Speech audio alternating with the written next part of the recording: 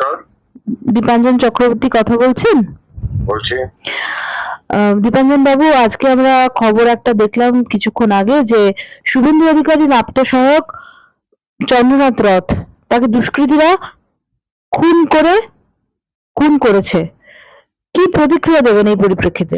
যেরকম যতটুকু আমি শুনেছি এটাতে পরিষ্কার মোডাস অপারেন্ডি, এ কোনো নর্মাল দুষ্কৃতী বলবো না, এ সুপারি কিলার, হয় সুপারি কিলার না হলে কোনো জিহাদিকে সুপারি কিলার হিসাবে ইউজ করা হয়েছে।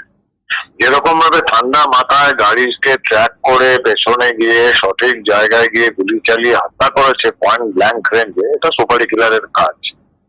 এটা আমাদের প্রতিশ্রুতি যে এর হিসাব আমরা নেব। এই সুপারি কিলার এবং তার পেছনে যে মাথাগুলো রয়েছে সেই মাথাগুলো চাই কালীঘাটে হোক আর চাই শান্তিনিকেতনে গিয়ে ঢুকাক, খুঁজে আমরা বার করবই, তারপর টিপলের মতো টিপে মারবো, আমাদের প্রতিশ্রুতি। আর মাত্র একদিন পরেই আপনাদের শপথ গ্রহণ অনুষ্ঠান, আর সেই শপথ গ্রহণের আগেই রাজনৈতিক এই যে একটা অস্থিরতা, মানুষের মধ্যে এই যে সন্ত্রাসের পরিবেশ তৈরি করা, এটা এ নিয়ে আপনি কি বলবেন?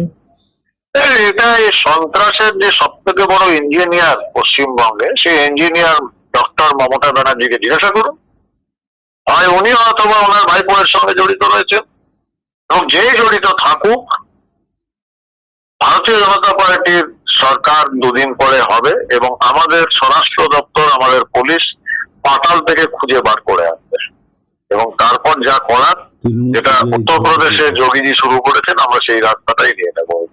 এনাফ ইজ এনাফ, আমরা আর সহ্য করবো না। যারা অপরাধী, তৃণমূল তো পুরো অপরাধী দুষ্কৃতীদের দল, এরা অপরাধীরা নিজেরাই অপরাধ করে তারপরে এইসব কান্নাকাটি আর এসব নাটক করে, এই তৃণমূল দলটাই আর থাকবে না।